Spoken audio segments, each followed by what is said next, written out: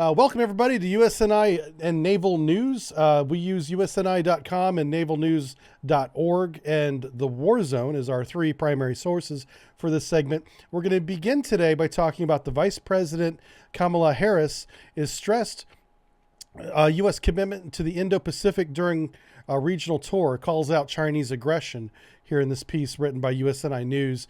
So the Vice President is following I believe it's the Secretary of Defense that was just over there, coming back around to reassure everybody that we are, present and accounted for in the Indo-Pacific region. And we're going to push back against Chinese expansionism that's affecting these other countries right now. Countries that are much smaller than China, have a much smaller budget, much smaller military. And we're all kind of banding together to be like, hey, China can't just go around claiming things are now Chinese territory when they have never been Chinese territory in the past. And so she's just reaffirming that commitment to people in that region right now. Here's a photo of Vice President Harris visiting a littoral combat ship, USS Tulsa, from the piece. It says, the United States will stand with its allies and partners in the Indo-Pacific region against any threats to rules-based order, Vice President Kamala said during a swing through the region this week. Harris said the U.S. will support allies facing any threats to their sovereignty, and she criticized China's actions in regard to claims in the South China Sea. And for those of you that don't know, there's a lot of small atoll islands that are often uninhabited in the South China Sea. That's the body of water south of China, west of the Philippines, east of Vietnam, in that area. And there's lots of natural resources there, including fish for fishing and food, that those countries share. They all kind of have a little claim on it. While China is expanding its claim and has been doing that for years now.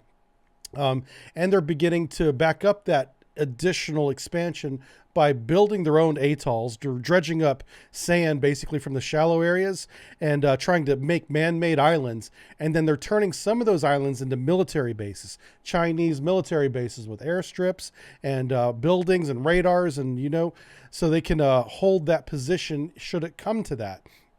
So while all this is going on, nobody's, starting a shooting war over it, but we're, engaging in diplomacy saying, hey, this isn't legal. What you're doing is against, how does she put it? The rules-based order of centuries, right?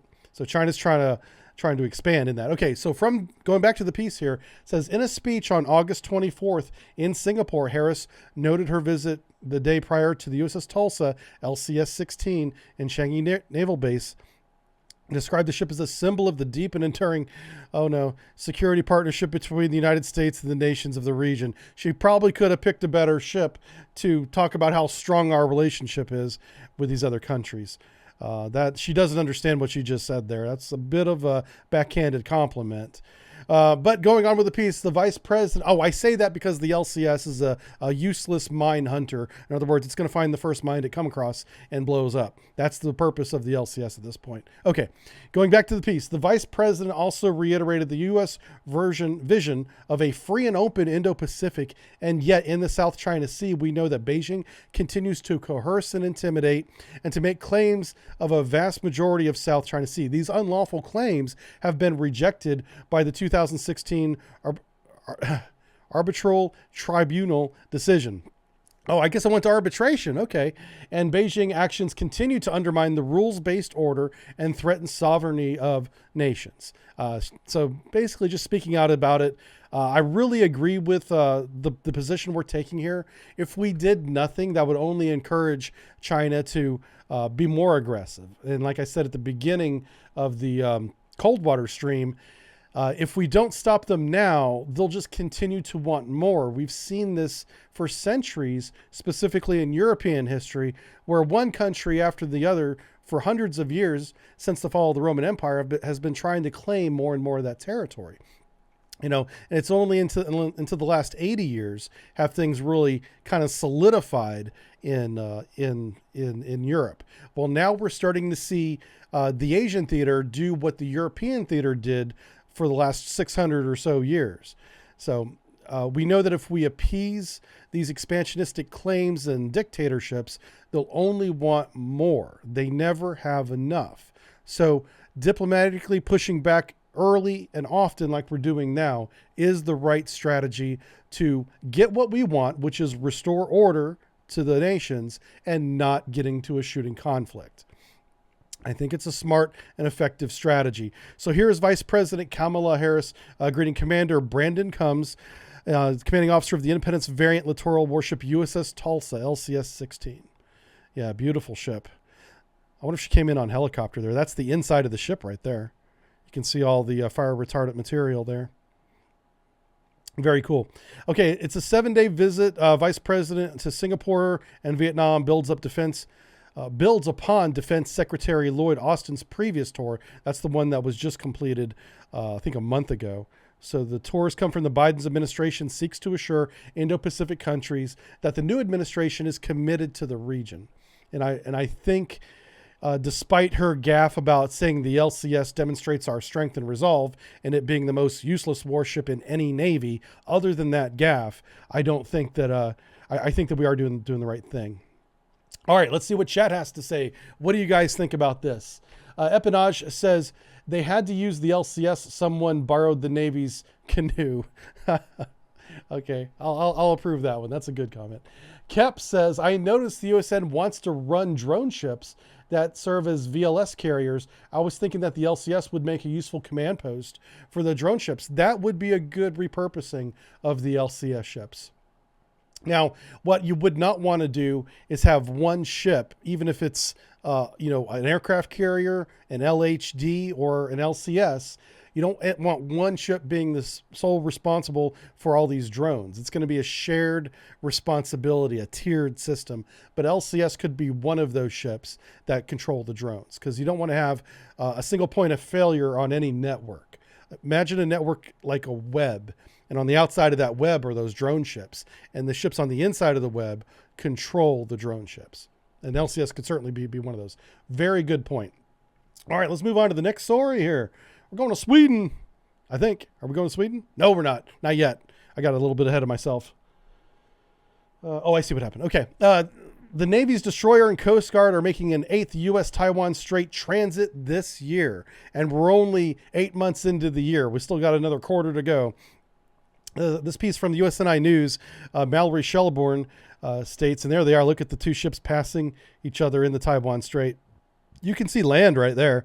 It's probably Taiwan. Okay, the Legend class U.S. Coast Guard National Security Cutter Monroe transits the Taiwan Strait during a routine transit with the Arleigh Burke class guided missile cruiser USS Kidd DDG-100. From this U.S. Navy photo. From the piece written by Mallory Shelbourne, says a Navy-guided missile destroyer and a Coast Guard security cutter moved through the Taiwan Strait on Friday, marking the 8th transit of the waters this year by an American warship. USS Kidd Monroe performed transit, the 7th Fleet said in a news release. The ship's lawful transit through the Taiwan Strait demonstrates the U.S. commitment to a free and open Indo-Pacific. The United States military flies, sails, and operates anywhere international law allows. So while it is odd to see what should be a Coast Guard ship off the coast of the United States, off the coast of a different country, we've been doing that now for decades, honestly. So these are international waters. Anybody with a boat and the capability to sail these waters is legally allowed to do it, whether it's a warship or not, or whether or not it's a Coast Guard ship or not. So there's nothing wrong with doing this. This is not illegal. And anyone that sees it as provocative is going against law. You know, they're trying to promote an illegal position where this would not be legal in their minds. Well, what is the motivation for that? That's because whoever has those kinds of thoughts thinks that this strait of water does not belong to the international community, that this belongs to, a country. And there are only two countries right here are Taiwan and China. So we can guess which those two don't approve of this. Let's see if there's anything more to the piece that's worth reading. Today's transit by the Kidd, this is from the piece. The Kidd and Monroe follow the People's Liberation Army Navy, PLAN, drills this week in the South China Sea. as reported by the South China Morning Post. Vice President Kamala Harris also accompanied a swing through the region this week that included criticisms of China's actions in the South China Sea. So we do not criticize China operating ships, submarines, airplanes in the South China Sea over international airspace, international seas. That's fine. What we're protesting is their illegal claims on these unmanned and sometimes manned islands and then occupying them with military force. That's the difference here. Okay. Two completely different topics. Okay. And from the piece, she says, and yet the South China Sea, we know that Beijing continues to coerce, intimidate, and make claims to the vast majority of the South China Sea, Harris said during her stop. So, we're doing transits like this in international waters between Taiwan and mainland China with American warships. And this just continues to show our presence in the region. And we're going to keep these international waters free for everyone to navigate, including China. China can do it too. There's no one saying they can't. The only protest from the American perspective is that illegal occupation of land, atolls in the South China Sea. All right. What do you guys think? Let's talk to Deadlock Gunner. He comes in, he says, I think we should buy some Grecias to replace the LCS. It would actually work for the job. I think the LCS ships should go to the Coast Guard. I think that's a brilliant idea. They would make great Coast Guard ships. They do everything the Coast Guard needs to get done, including having a helicopter, having a deck gun, having high speed, and a shallow draft. That's a description of a modern Coast Guard vessel. So we'll see if they actually do that. No one's listening to my recommendations, that's for sure. But hopefully somebody out there repeats that to someone who cares, up the chain of command. Let's see. Amp says, firing the war shot with two countries. Well, firing the war shot with two countries? No, I don't think no one's shooting war shots. No. Yeah, we're trying to prevent that, which is, I think we have a good strategy. We have a strong diplomatic presence, and we're operating military units in and around to back up that diplomatic presence. I think it's the way to go. Derp says, I'm a coastie brat. No to the LCS. Oh, not even the coasties want it. How dare you, sir? I don't know. I think the LCS would be a great ship. It's just not a warship. That's the thing, All right, let's move on to the next one. What do you say? I got another story for you. I got another one. Oh, what's this? Here we go from the WarZone, part of the drive.com. This one's written by Joseph Chervthik and Tyler Rogaway. Tyler Rogaway manages the WarZone for the drive.com. Really good guy. Recommend going over there and reading all their stories. I just picked one. They have new stories all the time, several new stories a day that are often very interesting. This one is Japanese fighters intercept 3 Chinese drones in as many days. It isn't clear if the surge in Chinese drones' presence over the East China Sea is indicative of a new trend or a prelude to major naval movement. So here they have the pictures of one of the Chinese drones. For the third time in as many days, this is from the piece, the Japan Air Force Self-Defense Force has sent fighters out to monitor drones belonging to Chinese People Liberation Army in the East China Sea. And the Miko Strait, which lies southward of the island of Okinawa. Remember, Okinawa is part of Japan, just for those of you like me that are geographically challenged. These intercepts underscore the Chinese military's growing unmanned aircraft capabilities, as well as the strategic significance of the body of water, which is one of the number one maritime passages linking East China Sea with the Philippines and the broader Western Pacific. Remember, during the Cold Water stream, I talked about China wanting a corridor to the Western Pacific. And right now, they don't really have that. No matter how they get to the Western Pacific, they have to drive through or near the waters claimed by Philippines, Japan. If they go south, it would be Vietnam and Australia and those other Indonesian nations down there. So if they could just grab one island, and they really want Taiwan to be that island, they could easily have an open corridor of Chinese water space out into international waters without going near the sensors of other countries. And so we'll see if that's what they end up getting. We don't know yet. Hopefully it doesn't come to that. Anyway, back to the piece.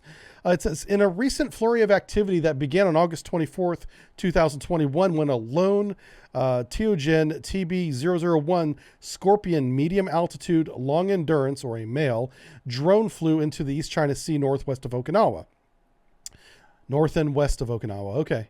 I'm trying to get an idea in my head where that's at. A single People's Liberation Army or PLA Hairbin drone then flew a sortie back and forth through the Mioka Strait yesterday. Today, the TB-001 conducted a similar flight through the strait. In all three cases, the JASDF scrambled fighters to investigate the Chinese drone activities. Now, listen very carefully here. Japan is not protesting these flights. This is international airspace. They have every right as anyone else to fly drones, manned aircraft, or anything they want, even warplanes, in international airspace. So it's not being objected to. It's not there's no protest here. They're just monitoring it because it is a new behavior. On both the 25th and 26th, a Y-8 rather, maritime patrol plane and one Y-9 electronic intelligence aircraft accompanied the drones on their flights. According to Japanese officials, the JASDF did not report any PLA aerial activity related to the TB-001 sortie the day before. And there you can see some of the... oh, wow. Look at this plane. This looks like one of our cargo planes, but they turned that design into a, apparently, some kind of intelligence collecting or maritime patrol aircraft. This is the Y-9. Okay. This is the electronic intelligence gathering one. So, to me, to a layman, okay, because I'm not an expert in this, it looks like China intentionally provoked a reaction from Japan by deploying these unmanned drones over a 3-day period near Japanese airspace, a new behavior. Japan responded, and they collected intelligence on how that response was managed. What did they actually do? That is not a new tactic. That's something a lot of nations, including the United States, does. That's a great opportunity to collect intelligence, is to provoke a reaction, which is a lot of times why you'll see the United States not necessarily do anything right away when there's a provocative or provocateur doing something around the globe. For instance, Russia right now has a cable tapping research ship with deep submergent submarines on board right off the coast of Ireland. There's a big piece in the Times right now talking about that they quoted me on. And that provocative action is being responded to, but it's not public. And so whenever they do something like this, they can't really hide the fact that they have an airplane out. So this becomes public. All right, in this case. All right, back to the piece. The BZK series drones are primarily long-range intelligence, surveillance, and reconnaissance platforms, ISR, and originally designed was reported capable of flying continuously for up to 40 hours at a time. The standard BZK, which was first unveiled in 2006, has a single pusher propeller and a pair of swept main wings with a twin boom tail configuration. The PLA did also unveil an unarmored variant with a revised central fuselage. Okay, and here we go. If I click this, we should go to Twitter, and let's see what we have. Yeah, so there we go. That looks like the American version. What are we looking at here? Is this the Chinese one? They literally copy our stuff. This is insane. They don't invent shit in China. They just steal it. This is crazy. They don't even try to hide it. I'm ashamed of you, China. Come on. Be original for once. Ah, that's disgusting. There it is on the ground. Oh, there's the flight path. So there you can kind of see north of Taiwan, south of Okinawa. They're flying through this strait. I mean, they save themselves a lot of time and money on research and development if they just steal it. Sick. I think I'm more upset that they stole it than I am anything else, you know. But there you go. The really great piece, by the way, in the WarZone. They go into a lot of detail with a lot of photos showing you the flight paths. Really well done, guys. I'm so impressed. The WarZone is one of the better publications online for getting really good information that you don't see anywhere else. All right, from the piece, it says, these drones provide China with an effective ability to collect multiple types of intelligence over and around highly strategic strait. These can range from mapping and cataloging electronic emissions, from air defense systems to taking detailed radar maps. Yeah, That's all true. That's exactly what they're doing. I know he's just proposing it, but that's what's happening. Can also collect images of vessels of interest. So they have photography and video capability. All of these especially are important considering Chinese carrier groups traverse the strait with concerning regularity these days. Yeah. What do we have here? Got some Chinese ships. What is this here? A PLA Type 55 destroyer. A couple destroyers with electronic surveillance ship are in the Soya Strait. Okay, let's see if we can safely open this. I always get a little nervous opening up Windows Live on stream. So here's some of the new Chinese vessels. If those of you that haven't seen this before, is a little bit off topic, but I guess they're deploying these as well, which is perfectly fine. They're in international waters. Nobody's protesting this. But these are really cool photos of a support vessel down here and two, looks like Chinese destroyers. They're really frigates, but I think China upclasses a lot of their ships to make them sound bigger than they actually are. It does have more weapons than the LCS, so I'll give them that. Good job doing that. All right, do you guys have any questions about the story here? This is really cool where they're intercepting Chinese drones near Japanese airspace. Clip says, don't forget they have a drone called Wing Long 2 that's just a Reaper ripoff. Okay, yeah, I haven't seen that one. This is a little bit outside my field of expertise. So while I do appreciate reading these stories and learning things, I'm certainly not an expert on aviation by any stretch. Anyone that's watched me fly DCS knows that. Let's see. Hey, we have a Chinese gentleman in the chat, I think. Or is that could be Korean. I apologize if I got that wrong. Anyway, he says they save a lot of money on aerodynamics researching simply copy a design. Yeah, that's what I said. That's clearly what they've done here with at least these planes here. Very similar to ones that we drive. The one thing that is different is the dual boom on the back, the dual tail. I think we have a single tail. So they did make some changes. It's not a one-to-one copy, but it's really close. Really close. All right. Med says the Chinese have been copying Soviet stuff for decades. That's true. Now, to Chinese credit, if there is any credit to give here, they would often purchase a Romeo submarine, and stuff like that. The Cannon Cresta surface ships. They bought like 2 of the Sovremenies, and that's how they took those things apart and made their own versions of those planes. But at least in that case, there was an actual transaction involved instead of just stealing it. Yeah, but Russia knew what it was doing when it sold them the Sovremenies. They're like, they're going to copy this, and then they took that money to improve and modernize the Yasin. To kind of bring it full circle there, the modernized Yasin was paid for in part by selling 2 Sovremenies to China. Yep. Kep says, I kind of wonder how they'd react if we fired their drones, avionics with a radar beam. Oh, fried them with a radar beam. See, that wouldn't be an act of war or anything, but certainly would be an aggressive action that they would have to respond to. And that doesn't help anybody. Like, damaging their equipment is only going to cause them to respond, and they'll gain support and sympathy in their international community if we begin damaging their stuff. They need to be seen as the aggressor because then they don't gain any goodwill among the peer nations. SU-33 says they even have a copy of the Su-27s back in the days. Really? So they've copied planes as well. I'm not surprised. Not surprised at all. Yeah. And they bought one of their flat tops. They did buy one of the Kievs, I think it was.